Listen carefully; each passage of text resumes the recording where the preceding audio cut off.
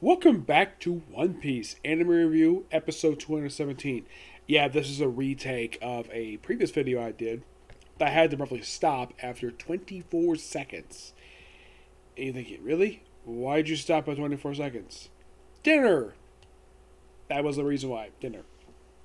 Alright, this one we're discussing episode number 994. The Scabbards face off.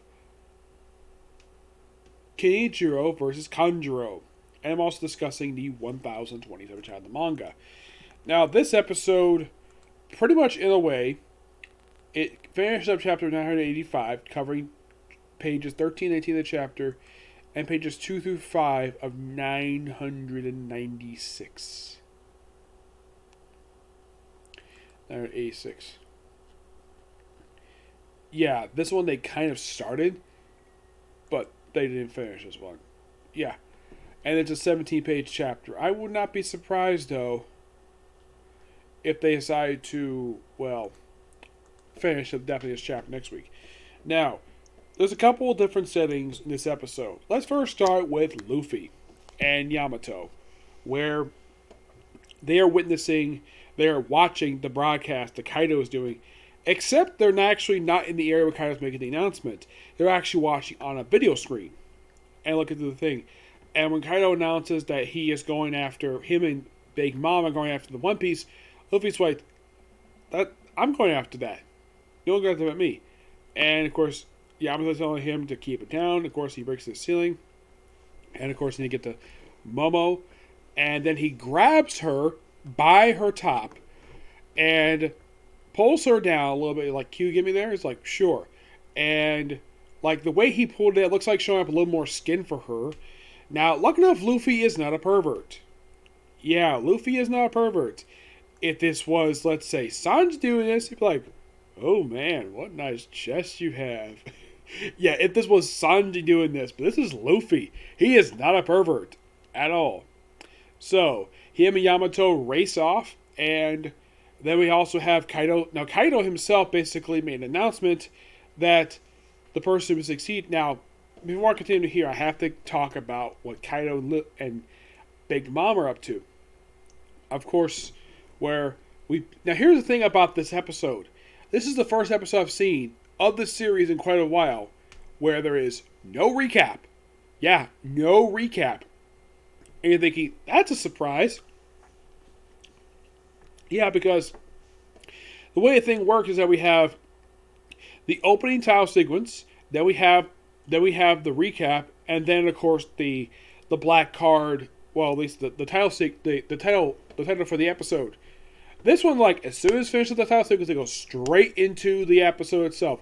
No recap, and that's a bit unusual. And this very rarely happens. I think like the last special time this happened, I can think of. Was probably when the series started. Yeah, it's probably by far the first episode not to have a recap. Because generally it's been like a minute recapping the previous episode. Now, either the recap basically they decided to do it because it just takes too much time, or two, they want to spend more time developing the story. And before we get to Kaido, we have to talk about. Before I get to Kaido, I need to talk about Kaido, but they're talking about the title. Now, one thing I at least appreciate about this episode is that we have the title of the episode actually happening during the episode, not during the last 5 minutes. That was a big problem I think a lot of people had with these last, like with this arc so far. Essentially, they tease these titles in these episodes, and it doesn't happen until like the last 5 minutes of the episode. This one we have a long drawn out fight between Kanjuro and Kaku, where this fight lasts for a good 10 minutes. Like, wow, we're going back and forth constantly. She is slicing up a bunch of fakes of his. Even one looks like what he did back a little over 20 years prior to the series. At least 20 years like prior to Odin's death. When basically not long after they first met him. And the battle goes on for quite a while until Kaku slices him finally, the real one, and he goes down. And then we see Kinemon and Danjuro, where they walk up the steps and they see Kanjuro's apparently his dead body. Oh, don't worry, he actually does survive this. Somehow, that's not like he got sliced. Yes, with that particular slice, it would normally kill somebody. And basically, the way the Kaku basically displayed in the episode is that, yes, the person... Now, she was hoping that the betrayal was a lie because of the long friendship they had, which stretches back when she was a child. And she basically is just shocked and just over the fact that their friendship was nothing more than a lie and a figment of... Not exactly figment of imagination, but it was basically an act. Which... So, she basically kills him and they go walk off into battling Kaido for the next week's episode. Now they go back to Kaido. Now, Leland, basically, they make the announcement they form an alliance, which, of course, viewers already know about the past couple episodes. And, of course, we see Robin's reaction to seeing Nami and Carrot. It doesn't say Carrot's name, but she's shocked to see Nami basically tied up like that. But she doesn't say anything about Carrot, though. Probably because she doesn't know Carrot as well as she knows Nami. I mean, she's known Nami for over 2 years. In the case of Carrot, I think they've only known each other for at least for like a month or two at most. So, she probably does know Carrot's name. I mean, the first time they met was the Zoo Island arc. So, it's kind of surprising she doesn't react to seeing Carrot tied up. But seeing her reacting to Nami tied up makes perfect sense because of how close friends they are. And she's shocked to see a woman she sees like a sister to her being tied up by Big Mom. And we see Zeus, like, his reaction to seeing Big Mom, where Big Mom was holding him in his cloud form, where he's, like, sweating like crazy. And she's probably doing something very bad to him. Oh, don't worry, she kind of does. And, of course, then we have the big announcement from Kaido. Not only the announcement, but the fact they're going for the One Piece, and also they're going to release ancient weapons, which I'll get to more in a minute. Plus, Kyle does something I think a lot of viewers have wanted to see him do throughout the entire series. Now, he reveals that he is going to have the workers, people who live in the Flower Capital, and turn Wano into the new Agasaki. That's the name of his island. And he wants to turn into a lawless country.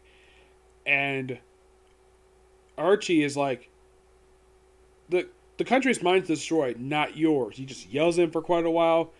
And King, you see King where he takes out Kaido's katana, where he takes it out, and it appears as though he walks up to Momo.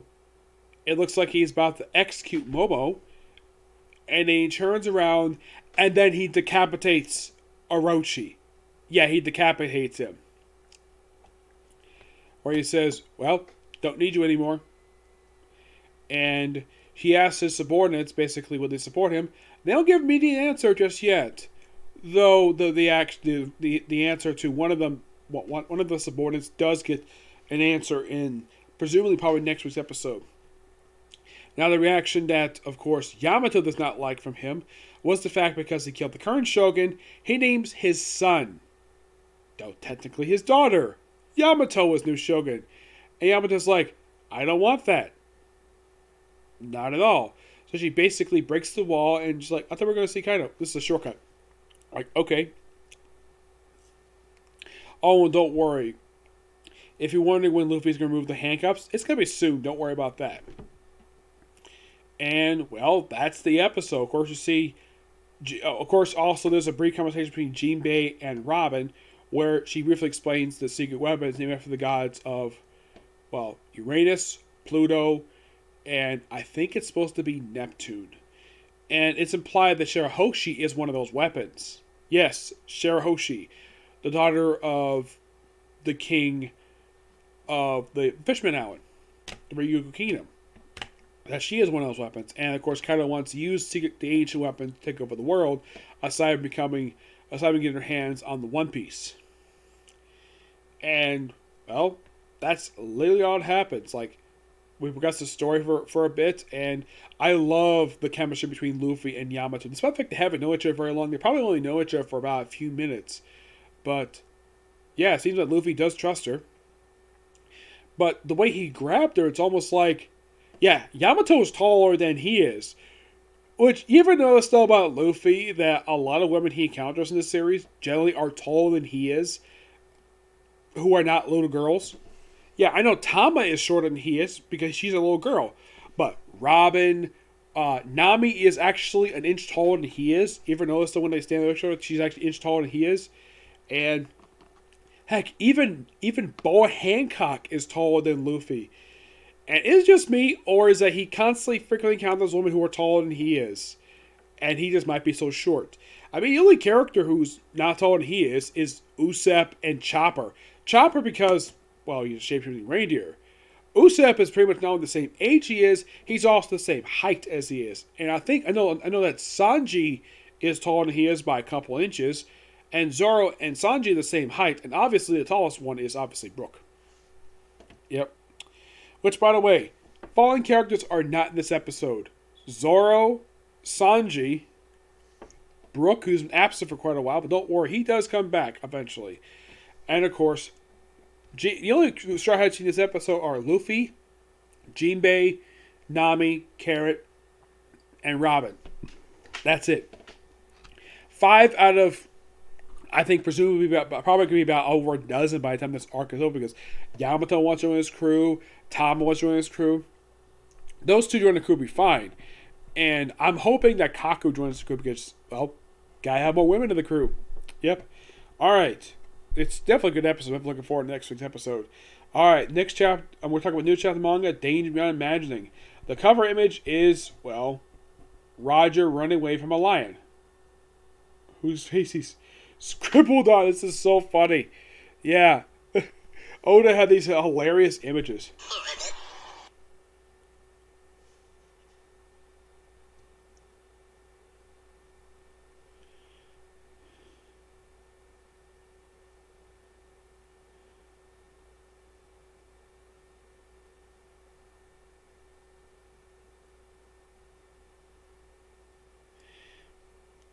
Yeah, this stupid text message I don't want.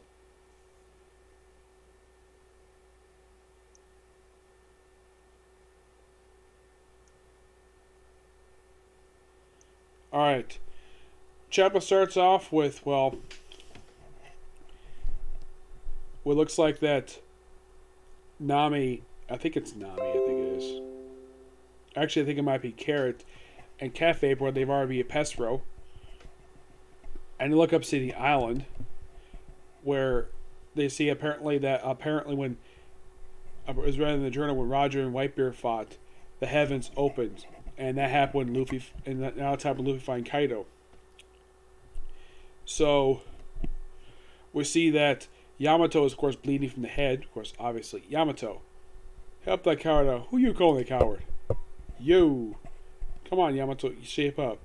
Shut up, I know what I have to do. But people just don't change their nature in minutes. You're right, Momonosuke. I'm with you, so don't worry. I'm with you, so I believe you're Yamato. Yamato, Momonosuke. Where do you think you're going? Oh, that's so funny. The fact that, of course, Kaido is like going after Momo, a kid who's not even a big threat to him. Kinemon Kiku, give me strength, please. I promise I'll do my part. Take the Lord, they can flee. And of course, well, he does hit Momo. And of course, Luffy does stop Kaido. Yamato, I know you want to take this yourself, don't you? Yep. I'm gonna die. Grab this guy. Dragons fly, right? And of course, he develops his little fire cloud thing, which he actually. Here's the thing about this. Now, he first got this ability. It was discovered when they first introduced his character back in Punk Hazard. When he was sort of like in a dreamlike state, he was able to climb on clouds. That's what the guy with the hole he was in. Those are flame clouds. Get away from the island. And what Yamato and Momo discover is that the island, Kaido's island that he's lived on for 20 years, is falling apart. Could it be Kaido's power is weakening? That makes the flame clouds unstable. They're not able to support the rock and carry it. Like this, I won't let it go to the flower capital. I turned big in order to stop this island. I go moment. Look, but there's no time. Look, the capital is so close. We'll be there in more than 5 minutes. Then make more flame clouds. Kaido created gigantic clouds. That's how he's moving the island through the air. The only thing that can push it back is even stronger flame clouds. What you speak of is impossible. I only just learned how to fly. I may have the power, same power as Kaido. You make flame clouds, don't you? I know you can do this. It's more dangerous than imagined. Even if it settles on land the way Kaido envisions, it'll be terrible losses in the city. In the worst case, Kaido succumb first. The flame clouds will vanish, and Okasuma will pummel to the earth. There is an incredible stockpile of weapons with the island and explosives. Okasuma, I keep pronouncing the name of this island.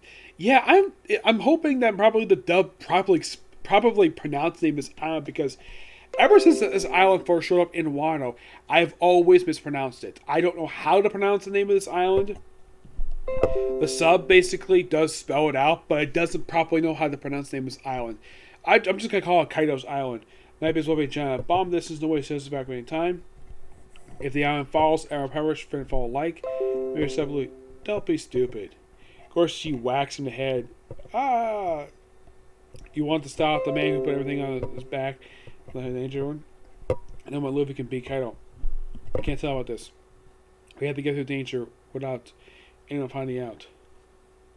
So we continue more fighting. We see Zoro fighting King. And then Frankie shows up. Wonder what happened to Zoro. He's showing help with her? Nah, don't need it. And what another shape? After all, nobody knows what King's face looks like. Sorry, Frankie, I stand back. You got it. Good luck, man. And of course, it's an Imperial 3-surge Ultra Archer Tiger attack. And then, of course, he gets hit. And, of course, he gets blasted out the side of the island. It's like, I'm falling 2-sword style Claire Lance. Oof, that was close. Let me die by the sword. Show me a little respect. I ask the same of you. And we see part of King's face exposed. Maybe we'll see more come off at next chapter. When it comes out next week. Yeah, next week. Which, that's interesting. Yeah, which is not all that surprising, because I would not be surprised, though, if after the next chapter, which is 1027, if this is 1028, if we have another week break. Yeah, I wouldn't be surprised about that. Yeah. But great chapter. Give this one a 10 out of 10. It's a fantastic chapter. Okay, so that's it for Sickle of You. Next one's going to be Baruto. Okay, next video. Bye.